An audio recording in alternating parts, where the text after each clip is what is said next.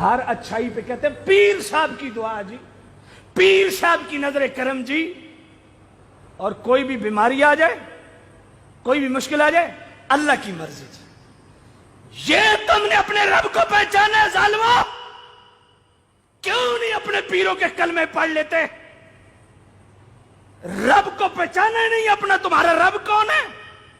یہ رب کا حق ہے کہ ہر بری چیز کی نسبت رب کی طرف سے کر دی جائے اور ہر اچھا معاملہ پیر کے متھے میں لگا دیا جائے.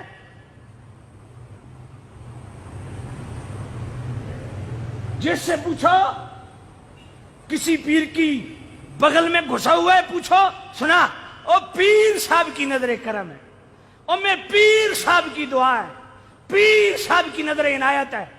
ہسپتال میں چلے جاؤ، ہاں مریض بیمار ہے، جی ہاں بیمار ہے، کیا ہو؟ بس اللہ کی مرضی.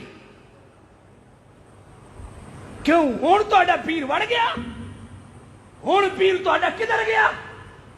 پہچانو اپنے رب کو، حیا اور غیرت کھاؤ. اللہ کو تم نے ایک سائیڈ پہ لگا دیا، پیروں کو تم نے خدا بنا لیا، تحریک و تنظیموں کو تم نے خدا بنا لیا. رویے تمہارے ایسے ہی ہیں، تم منہ سے نہ مانو، رویے تمہارے ایسے ہی ہیں. آج اللہ رسول پہ کتنے لوگ غیرت کھاتے ہیں اور پیروں کے نام پہ کتنی غیرت کھائی جاتی ہے. کبھی اپنے معاشرے پہ غور کیا ہے؟ اللہ وہ صبح و شام تمہیں رزق کھلانے والا اللہ. ایک شخص میرے پاس آ گیا اور سے واپس آ رہا ہے جی، اپنے اس پہلو میں چند خشک ٹکڑے باندھے ہوئے ہیں. میں نے کہا کدھر سے لایا؟ پیر صاحب کی عرس پہ گیا تھا. میں نے کہا یہ کیا ہے؟ کہا لنگر کے چند ٹکڑے برکت کے لیے لایا ہوں، تازی شیو کروائی ہوئی ہے. میں نے کہا تازی شیو کروا کے پیر کے آستانے پہ گیا ہے؟ کہا میں کہ پیروں نے جتیاں کوئی نہیں ماری ہیں. نماز پڑھتے ہو؟ بس کرتے ہیں جی، کبھی کبھی چھوٹ جاتی ہے. میں نے کہا ظالم پیر کو کیا سمجھ بیٹھے؟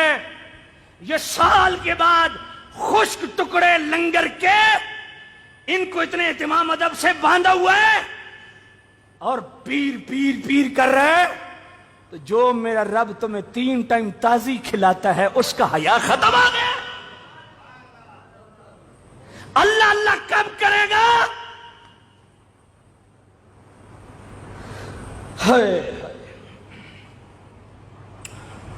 اللہ. تو سامع نزید شام قرآن کیا ہے؟ سورہ طٰہٰ. اللہ ومن اعرض عن ذکری فإن له معیشۃ ضنکا.